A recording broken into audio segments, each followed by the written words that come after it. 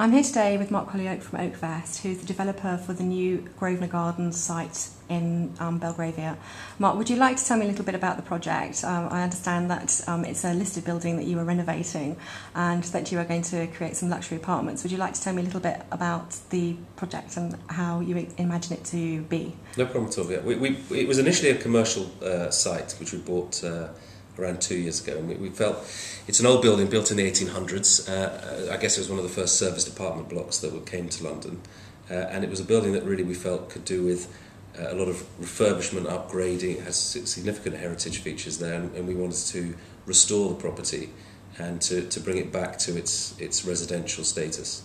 And pleased to say that after 2 years of work, we finally got the permissions to be able to do that, and so we'll be commencing soon in terms of creating a 42 apartment residential block, together with all the modern facilities that one can expect in an apartment block and a residential setting, for the owners of hopefully the new apartments that we're creating.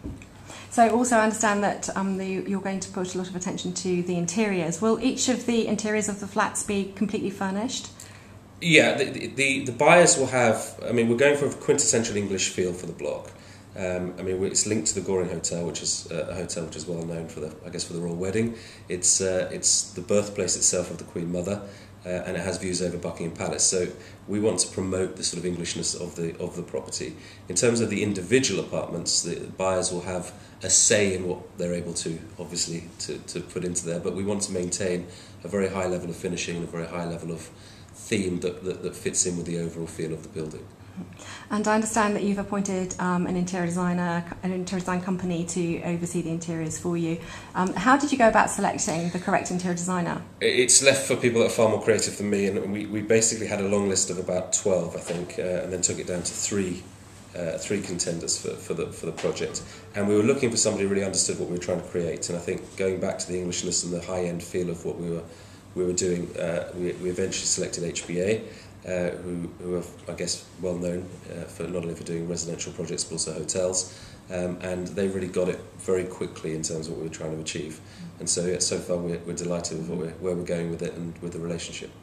And the interiors, the actual structure of the interiors, are you going to keep as much as you can the Victorian feel and not change and keep some of the original features? It's very important to us that, I guess, the heritage aspect of the building it's very important to not only maintain but also restore where things have been damaged or lost, the features that are within the building, but also combine that with a contemporary feel for the owners of the apartment. So it's a mix of modern and sort of heritage aspects together that hopefully provide a living space that people want to live in.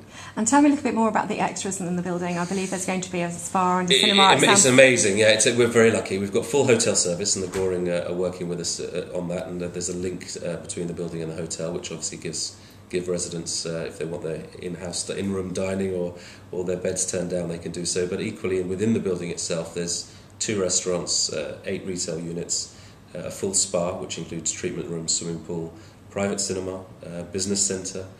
There's even a golf simulator room if you like to play golf. So we're trying to create something that is there that satisfies everybody's needs and desires in terms of how they want to live and what they seek from their residential home, as it were. And when do you envisage that the properties will be ready for people to move in? To move in, we're looking, unfortunately I can't make it go any faster, but to move in we're looking at 2016. In terms of when they'll be for sale, we'll be actively sort of showing our product well before that, but 2016 is when we're set for practical completion. So it's a 2.5-year project still to go, which is hopefully time will fly by and we can get people in there and enjoying the property. And will you be sort of trying to market off plan? Will you be selling before the properties are finished, or when will you launch the? We've had a lot of interest to do so, and we're undecided at the moment. We're going to see how things progress. What we'll certainly be able to do is reveal the product and the design and the feel of the property well before. Whether we decide to pre-sell or not is really not a decision that's been made as yet, but we may well do.